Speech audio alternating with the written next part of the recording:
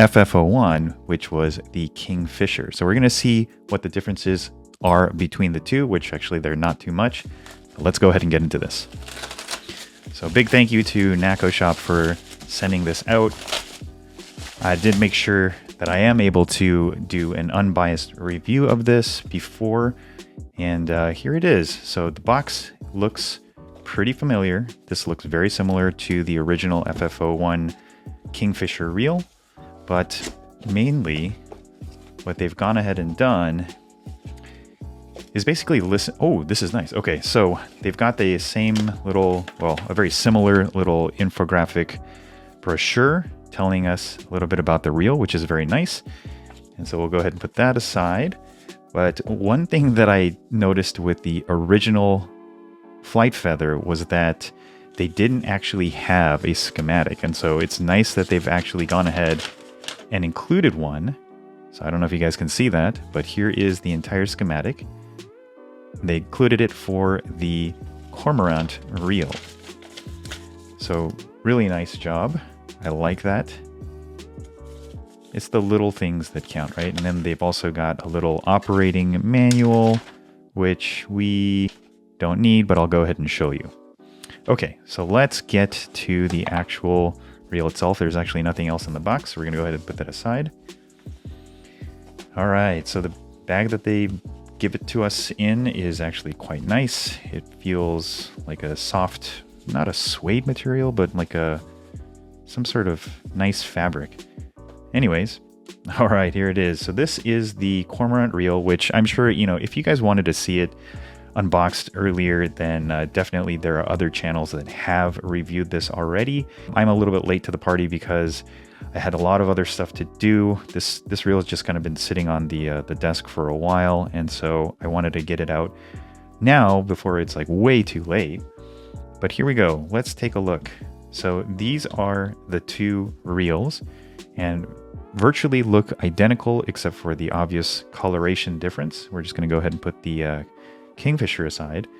Right off the bat, the reel does feel very, very smooth, but let's go over some specs really quickly. So this is coming in with an 8.2 to 1 gear ratio, which you see right there printed on the lock washer. This has 11+1 ball bearings. They report a drag strength of about 5 kilograms. The all-up weight on this reel is going to come in at 127 grams, or as a viewer requested, it's coming in at 4.5 ounces. And so we'll go ahead and test that right now. And I get 128.09, so that's totally fine, well within the spec. And then the spool is supposed to weigh or come in at about 4.2 grams, or if you want it in imperial, that's going to be 0.15 ounces. Now, I can't actually convert from a decimal to a fraction, and so that's going to be how it is. Whoa, this is actually coming in under quite considerably. So this is a 3.9 gram spool, and that's with the bearing on there. So that's a little bit different from the literature, I think. Or maybe the literature that I'm seeing is wrong. But let's go ahead and measure the Kingfisher side, or spool then.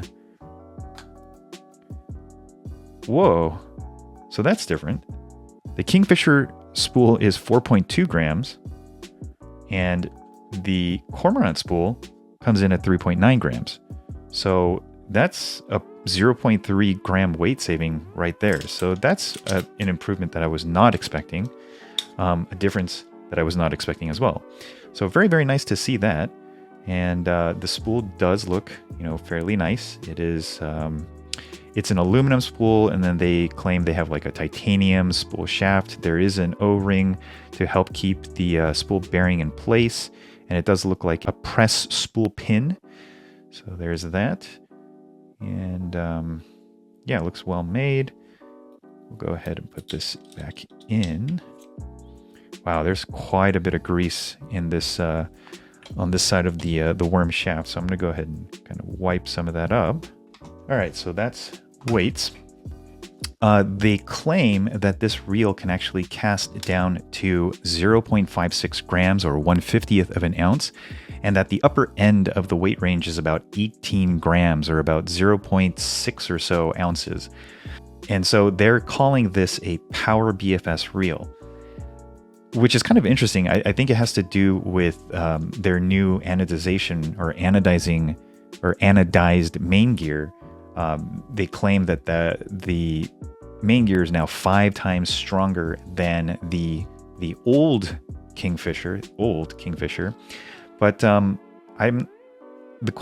real question is this worth $80 more than this reel right here? So the main difference basically is going to be that this one has a nicer color scheme than this one. I mean, this one's kind of just screaming at you the entire time you're fishing, which is not bad. I actually quite like it. But the main difference, other than the ones that we just found, is going to be this.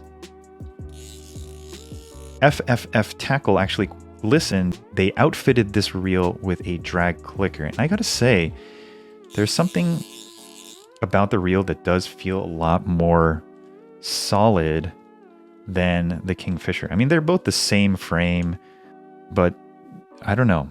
There's something that feels a little bit nicer with this reel.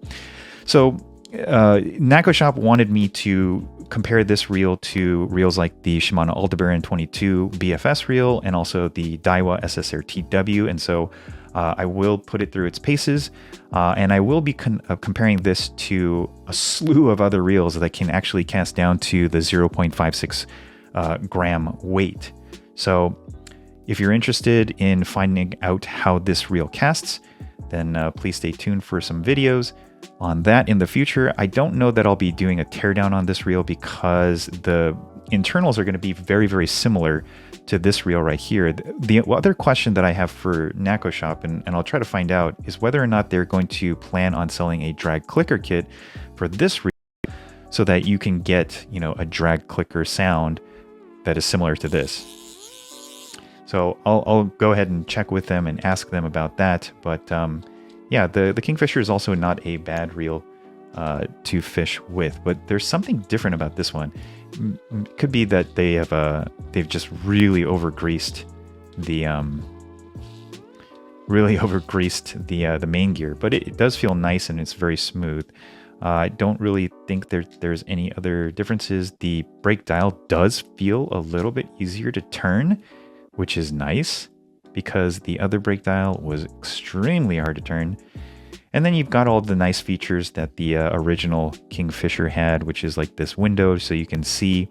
You can also use it as like a lubrication point, although I don't recall if it's accessible.